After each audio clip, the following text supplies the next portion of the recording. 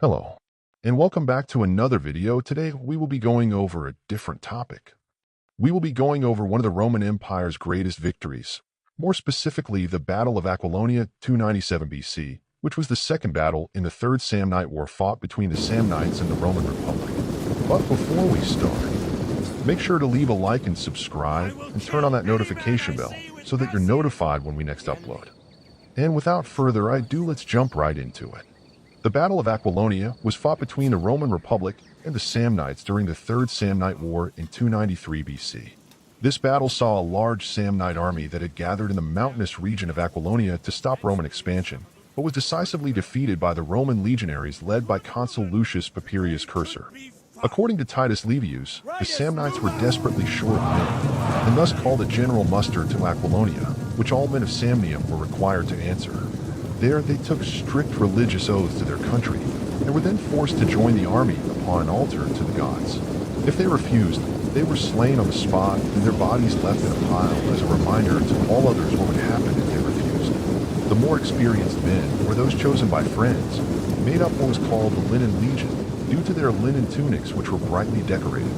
According to Livy, a feeder of the sacred chickens, Polarius, in the Roman army, falsely reported favorable auspices to the consul, and that this falsification was discovered prior to battle. Papirius responded that the ill omen applied only to the Polarius, and placed him in the front line.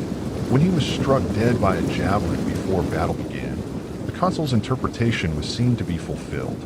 Before the battle, the Samnite commander had dispatched 20 cohorts, about 8,000 men, to aid the garrison in nearby Cominium, which was under attack from Papyrus's co-consul Spurius Carvilius Maximus. This left the Samnites with 28,000 men. Despite still being outnumbered, Papyrus commanded a standard Roman consular army of about 20,000 men. The Romans offered battle. Papirius marched out his army and took overall command. He put the experienced commander Lucius Volumnius in command of the right wing of his army, while the equally experienced Scipio Barbatus was put in command of the left wing. One of his tribunes, Spurius Nautius, was sent with 3 auxiliary cohorts, probably extraordinary elite troops, and hundreds of camp followers on pack animals on a circuitous route to the Samnite rear. The Roman and Samnite infantry started the battle. The Romans fought aggressively, forcing the Samnites onto the defensive. The Samnites had to bring up their second line to keep the Romans from breaking through. When they were fully engaged, a cloud of dust rose up behind the Samnite right. It was Nautius's detachment. While being no more than 1,200 in number, they made a much larger dust cloud because of the camp followers and the pack animals who were behind them and were dragging leafy bows across the ground, stirring up the dust, creating the effect of a larger army.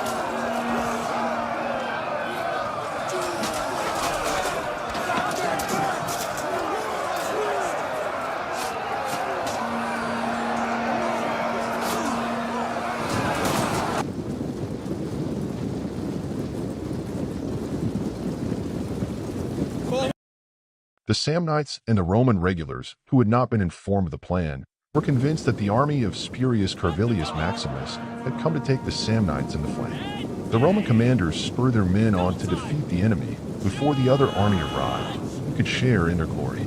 Nautius and his cohorts attacked the Samnites in the rear. On the flanks, the Roman and allied cavalry, commanded by Caedicius and Trebonius, now charged their opponents.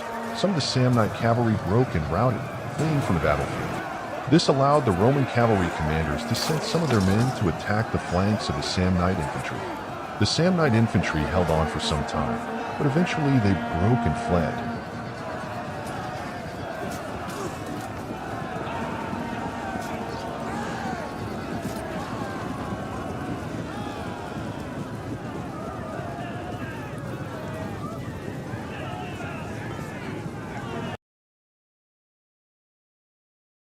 The Samnites fled towards their camp and to the city of Aquilonia itself. Volumnius pursued the Samnites to their camp, which he captured. Scipio, meanwhile, made his way to Aquilonia, but was unable to take the city. During the night, most of the Samnites left, and the next day, the city was taken. The loot taken from the Samnites was so extravagant, according to Livy, that there was enough gold and silver to decorate all the public buildings of Rome, with some left over to decorate the public buildings of other Roman cities as well. Papirius Cursor was unanimously decreed a triumph, and a period of 7 days Thanksgiving was declared in his honor. And that's it for today. Make sure you leave a like and subscribe and turn on that notification bell so that you're notified when we next upload. See you next time.